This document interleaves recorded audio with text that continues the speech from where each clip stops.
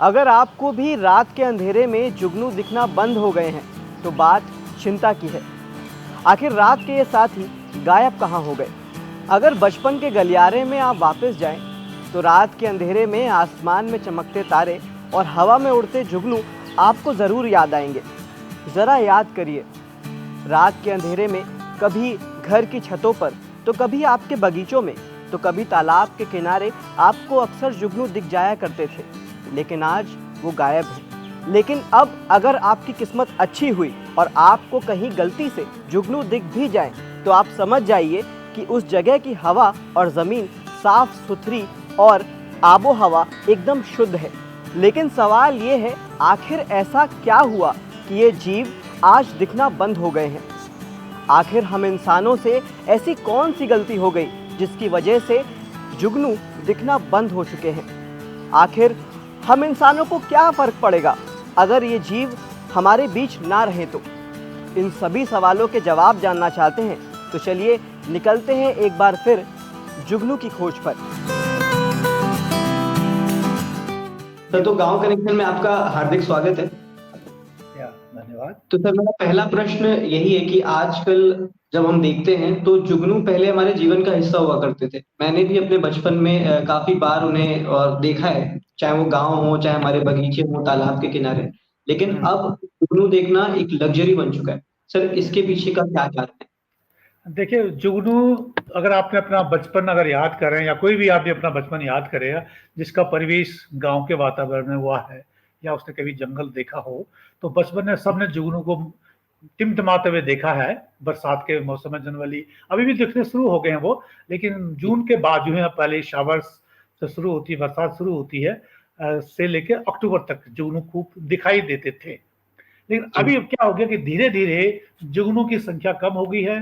दुनिया के जो कीट विज्ञानी हैं या वो लोग जो जुगनू पे काम कर रहे हैं, उनको बड़ा चिंता महसूस हो रही है, संकट महसूस हो रहा है कि जुगनू जो है कम हो गए हैं। इसके बहुत सारे कारण हैं। तो पहले मैं आपको बस सबसे विस्तृत बताऊं कि जुगनू होते क्या है। जुगनू को जनरल की भाषा में लाइटनिंग बग कहते हैं या फायर फ्लाइज कहते हैं। लेकिन ये ना तो बग है, ना फायर फ्लाइज, ना फायर फ्लाइज है। बग तो कीट विज्ञान का जो टैक्सोनॉमी है, कीट विज्ञान का जो वर्गीकरण है, तो वर्गीकरण में अलग अलग घटक हैं, अलग अलग ऑर्डर्स हैं, जिसमें कि जैसे बग का अलग ऑर्डर है, तितलियों का अलग ऑर्डर है, डिप्टेरेंस फ्लाइज का अलग ऑर्डर है। तो ये जो जुगनू है, ये तो जो कहते हैं कि फायर फ्लाइज, लेकिन ये फ्लाइज नहीं है। फ्लाइज में वो आते हैं कि जो मक्खी वाले जो समूह के कीड़े होते हैं, ठीक है। और इनको लाइटनिंग बग भी कहते हैं, लेकिन ये बग भी नहीं। बग में वो आते हैं कि जो हॉपर्स और पेड़ों पे जो है नुकसान पहुंचाते हैं। ये कीट विज्ञान की भाषा में बीटल्स है। और ये बीटल्स जो हैं, बीटल्स हैं, और इनको ये कोलियोप्टेरा एक ऑर्डर होता है, कोलियोप्टेरा ऑर्डर के समूह के ये कीड़े हैं। और इस जिस फैमिली में आते हैं उस फैमिली को कहते हैं लैम्फेरिडी फैमिली, फायर फ्लाइज। तो फायर फ्लाइज तो जरूर है, लेकिन ये बीटल है लैम्फेरिडी फैमिली के, जिनको हम जुगनू कहते हैं। और धीरे धीरे अगर आप देखें आज का अपना, आप लौट के कभी गांव की तरफ जाएं, जंगलों की तरफ जाएं बरसात के दिनों में, तो धीरे धीरे जुगनू बहुत जो है खत्म हो रहे हैं। सबसे पहले मैं बता दूं आपको कि जुगनू की कितनी प्रजातियां, कितनी स्पीशीज है। तो दुनिया भर में जुगनू की लगभग 2200 स्पीशीज है, पूरे वर्ल्ड वाइड का जो डेटा हमारे पास है। और हिंदुस्तान में 50 तरह के जुगनू पाए जाते हैं, किस्म 50 किस्म के जुगनू पाए जाते हैं, जो कि जूलॉजिकल सर्वे ऑफ इंडिया के रिपोर्ट है। तो जुगनू के ऊपर बहुत ज्यादा अनुसंधान अभी तक नहीं हुआ है, लेकिन अभी जो वैज्ञानिक हैं, जो कीट विशेषज्ञ हैं, जो पर्यावरण से संबंध रखने वाले लोग हैं, वो इसके ऊपर आकर्षित हो रहे हैं, इसके विज्ञान को और इस काम को कर रहे हैं आजकल। तो सर, ये कारण क्या है इसके पीछे कि क्यों अब इतना हमें फ्रिक्वेंटली दिखाई नहीं देते हैं, या इनकी तादाद जो है कम होती जा रही है? जुगनू अगर देखें तो ये एक बायो इंडिकेटर्स है। बायो इंडिकेटर्स होते हैं कि किसी भी बायोलॉजिकल एरियाज के इंडिकेट करने के सूचक, समझ रहे हैं। जैसे हमारे इंडिकेटर्स, बॉडी के इंडिकेटर्स होते हैं। हम बॉडी को अगर आप चेकअप करें तो हमें कुछ इंडिकेटर्स डॉक्टर हमारा देखता है ना, टेम्परेचर देखता है, ब्लड प्रेशर, इस चीजें, तो हमारी बॉडी के मॉनिटरिंग के सूचक है। लेकिन अगर हम इन्वायरमेंट के मॉनिटरिंग के सूचक की बात करें कि हमारा वातावरण कैसा है, तो जुगनू उसमें एक बहुत महत्वपूर्ण भूमिका निभाता है। जुगनू हमेशा उस स्थान पे मिलेगा जो कि स्वच्छ वातावरण हो। जनरली जुगनू पत्तू में, मिट्टी के नीचे अंडे देते हैं। वो एकदम वातावरण आपका शुद्ध होना चाहिए। अगर वहां पे पेस्टिसाइड, फर्टिलाइजर्स, गंदगी हो तो जुगनू वहां अंडे नहीं देते हैं। और ये इसके अंडे जो लार्वी या प्यूपी है लगभग 1 से 2 से 3 से 4 सप्ताह तक जो है जमीन के अंदर, मिट्टी के अंदर रहते हैं। और धीरे धीरे जब इनकी डेवलपमेंट्स होती है, बॉडी का डेवलपमेंट, फिर वो अडल्ट होकर फ्लाई करने शुरू करते हैं, फिर ब्लिंक करने का काम करते हैं। लेकिन अगर आपके घर के आसपास का वातावरण, आपके किचन गार्डन्स, आपके जंगल का क्षेत्र, किसान जो खेतीबाड़ी का जहां भी जुगनू आपको मिलते थे, वहां पे किसी तरह की गंदगी हो, पेस्टिसाइड हो, फर्टिलाइजर हो, तो जुगनू उस एरिया में नहीं दिखेंगे और दिखने लगभग बंद हो गए हैं। ये हमको एक संकेत मिल रहा है, वार्निंग मिल रही है हमें।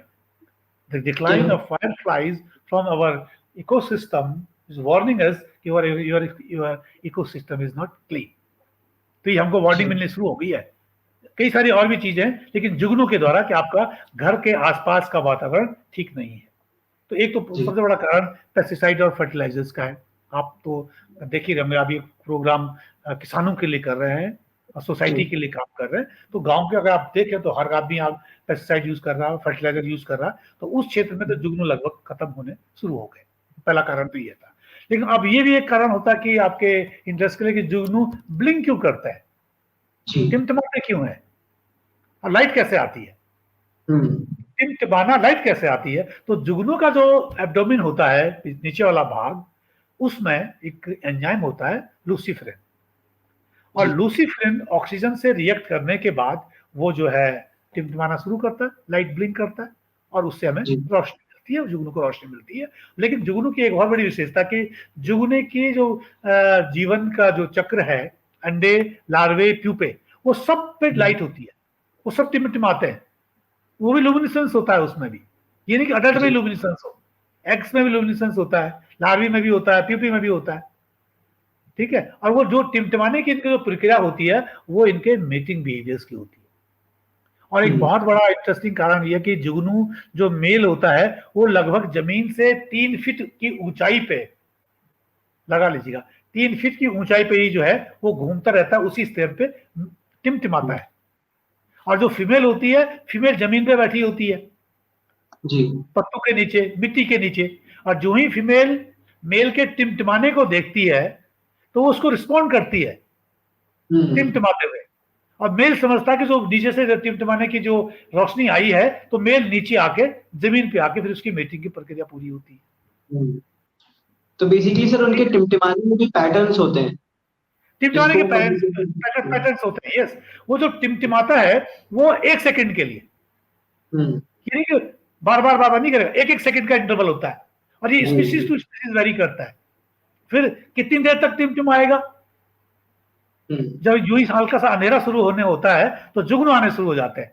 और फिर वो आप देखेंगे 9 बजे के बाद फिर आपको जुगनू बहुत कम दिखते हैं रात को, फिर वो अपने चले जाते हैं, जहां भी उनको पत्ते या पत्थरों के नीचे, मिट्टी के नीचे अपने रेस्टिंग प्लेस जो उनके पेड़ों के होते हैं वहां चले जाते हैं। यानी कि पूरी रात नहीं टिमटिमाएंगे, वो स्पीशीज टू स्पीशीज वेरी करता है। लेकिन मुख्यतः है एक जुगनू के एक बार टिमटिमाने का जो ड्यूरेशन है वो लगभग 1 सेकंड के आसपास होता है। तो ये बड़ी इंटरेस्टिंग प्रक्रिया। लेकिन आपने कहा कि अगर जमीन में पेस्टिसाइड, फर्टिलाइजर होगा तो फीमेल जमीन में नहीं रहेगी, खत्म हो जाएगी, और वो खत्म होगी तो उसकी मेटिंग की प्रक्रिया नहीं होगी, उसका जीवन चक्र समाप्त हो जाएगा। ये भी एक बहुत इंपॉर्टेंट रोल प्ले कर रहा है जो हमारे आजकल खेती की जमीन है, पेस्टिसाइड, फर्टिलाइजर का जो हम उपयोग कर रहे हैं जी। तो सर जैसा कि आपने बताया कि जुगनू जो टिमटिमाता है वो एक तरीका का उसका कम्युनिकेशन होता है, तो क्या हम ये कह सकते हैं कि शहरों में लाइट की वजह से वो पैटर्न जो है महिलाएं जो फीमेल जुगनू होती है वो रिसीव नहीं कर पाते हैं, तो क्या लाइट पॉल्यूशन के कारण? अभी एक तो कारण मैंने आपको बताया। दूसरा कारण यह है कि अभी हमारे जो लाइट का स्ट्रक्चर है वो बदल गया। हम लोगों ने एलईडी लाइट्स इंस्टॉल कर दी। पहले की जो आप लाइट देखें तो वो लाइट बल्ब वाली लाइट होती थी, थोड़ा येलोइश लाइट होती थी। अभी ब्राइट लाइट हो गई, जो कि जैसे कि बिजली की खपत हमारी कम तो होती है लेकिन रोशनी बहुत तेज होती है। और हमने क्या कर दिया कि जहां पे हमको लाइट नहीं चाहिए हमने वहां पे भी लाइट लगा दी, जो जरूरी नहीं है। लॉन्स में और एक ही जगह लगानी होगी तो कई जगह पूरी लॉन्स में जो है चारों तरफ लाइट ही लाइट होगी, तो वो जो लाइट की प्रक्रिया है उसकी ब्राइटनेस बहुत ज्यादा होगी। वो ज्यादा ब्राइटनेस उसके मेटिंग बिहेवियर को डिस्टर्ब कर रहा है जुगनू के, क्यों जुगनू के टिमटिमाता है, तो अंधेरे में टिमटिमाता, लाइट खूब दिखती है तो फीमेल को रोशनी का पता चलता है ना टिमटिमाने का। जब बहुत ज्यादा लाइट होगी, दिन में आप लाइट जलाइए घर के आज, तो कहाँ पता चल पाएगा आपको। रात को अगर बहुत दूर भी दिया जल रहा होगा तो दिख जाता है ना, समझ रहे हैं आप।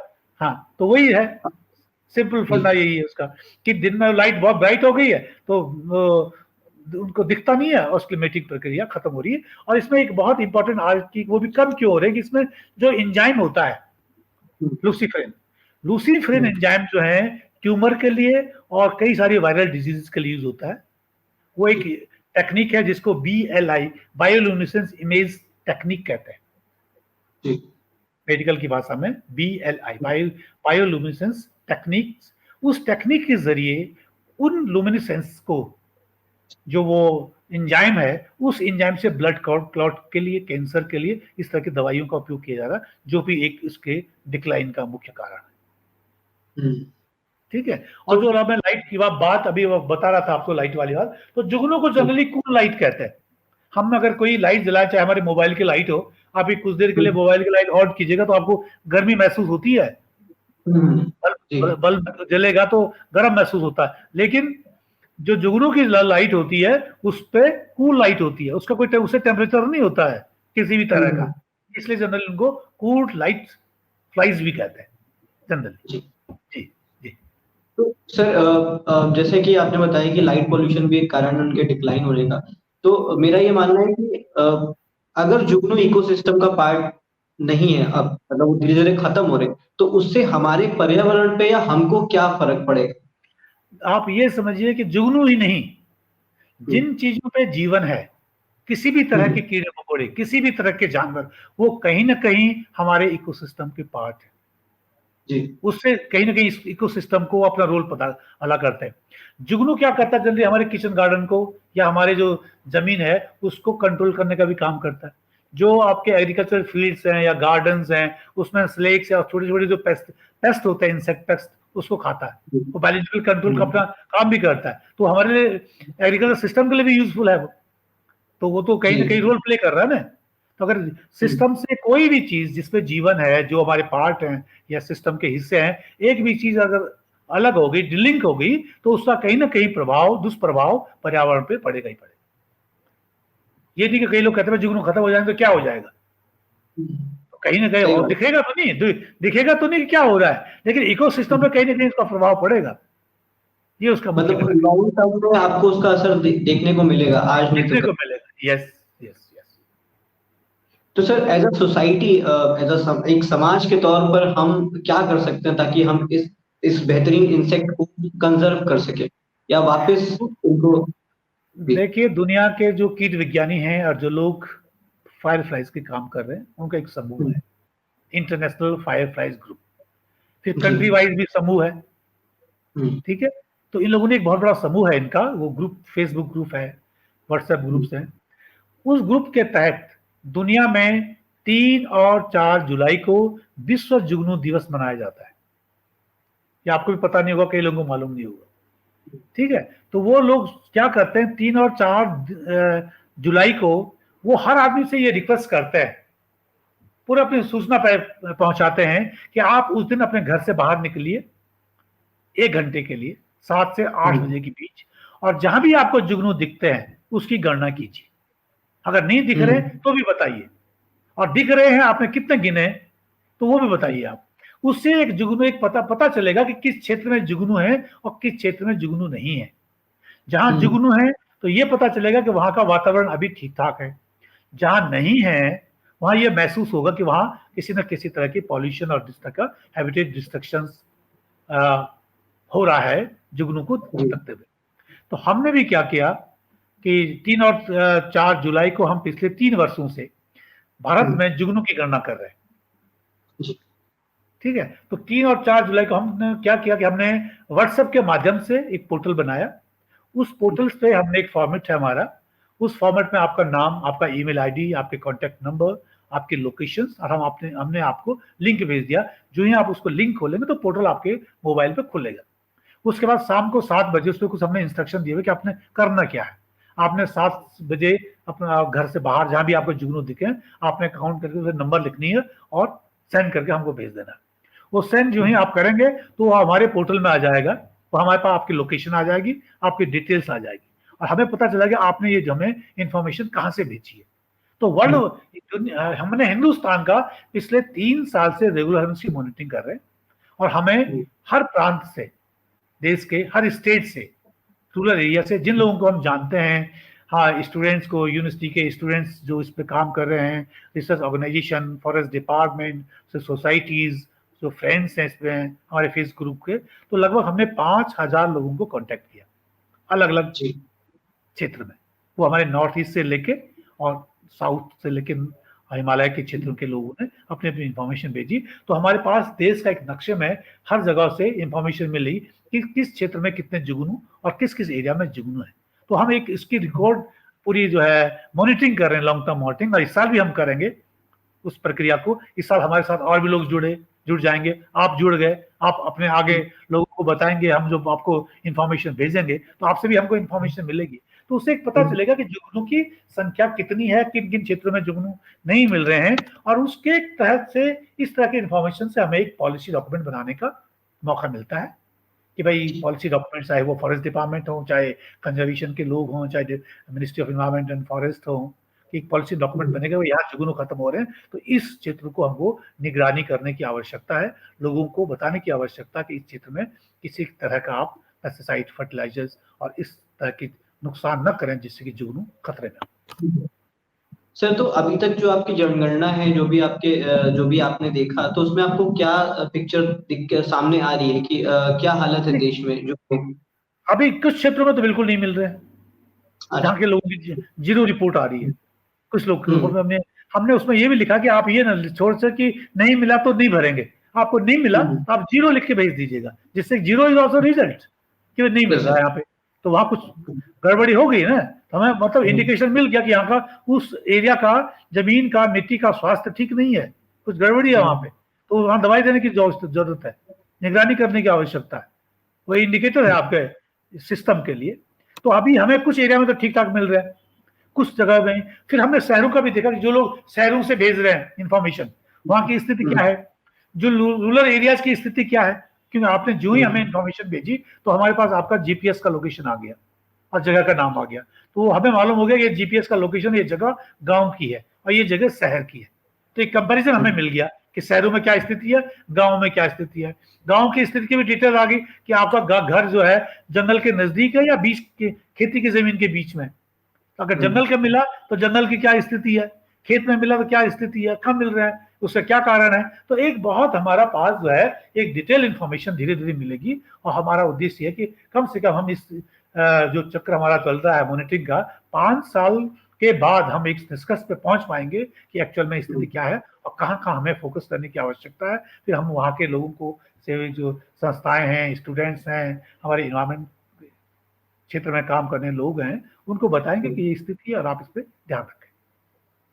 तो सर, अगर मैं अपनी बात करूं, तो अगर मुझे जुगनुओं के लिए एक स्पेस बनाने की अगर मैं कोशिश करूं, तो मेरे को किन किन बातों का ध्यान रखना होगा? शायद अगर मैं चाहता हूँ जी, सबसे पहले आपको भी कोई भी इकोसिस्टम बनाना, आपका जो किचन गार्डन है घर का, वो सबसे बड़ा एक्सपेरिमेंट प्लॉट है।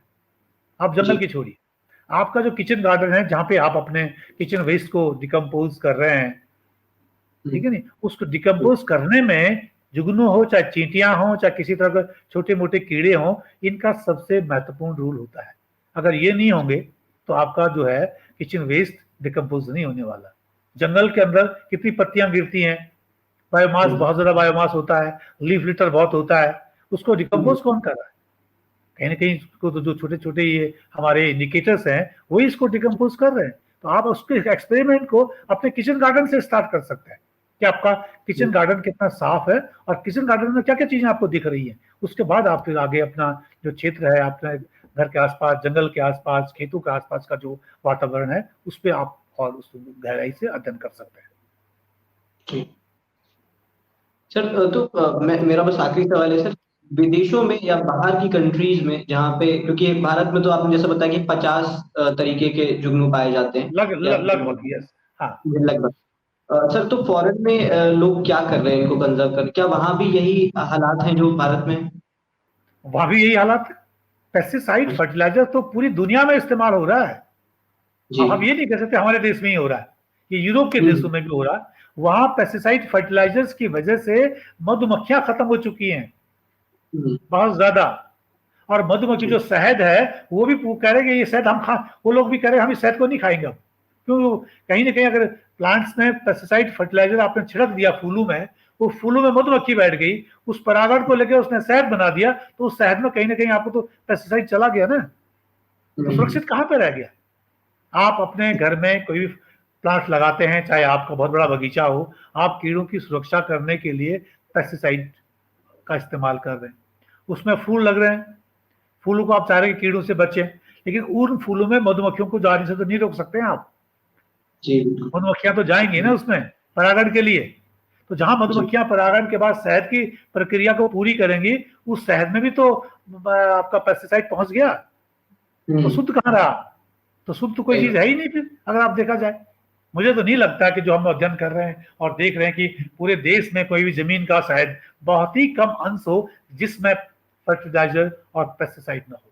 ये कह पाना बहुत मुश्किल है कि ये जमीन और ये जमीन का टुकड़ा, ये खेती हमारी फ्री ऑफ पेस्टिसाइड और फर्टिलाइजर है, लेकिन हम उसको सुधार करने की कोशिश कर सकते हैं। अभी कई सारे अभियान चल रहे हैं कंपोस्ट का कि आप ऑर्गेनिक का इस्तेमाल करें, तो धीरे धीरे इस तरह की प्रक्रिया, इस तरह के इंफॉर्मेशन, इस तरह का सहयोग जो लोग करेंगे, तो तब ये स्थिति बन सकती है। अदरवाइज तो स्थिति तो बिगड़ रही है धीरे धीरे। बिल्कुल सर, और यंग जनरेशन जो आजकल के नए बच्चे हैं उनको शायद पता भी ना हो कि ऐसी सब चीजें थी जो जुगनू पहले हमारे समाज का हिस्सा थे, हमें आए बाएं दाएं दिख जाते थे तालाबों के पास, लेकिन अब सारी चीजें ये तो ठीक है। अगर क्लियर कट जो आगे मैं जो बताना चाह रहा हूँ कि जुगनू एक बायो इंडिकेटर्स है। जिस क्षेत्र में आपको जुगनू दिख रहे हैं तो भी समझ लीजिए कि उस क्षेत्र का वातावरण अभी स्वच्छ है।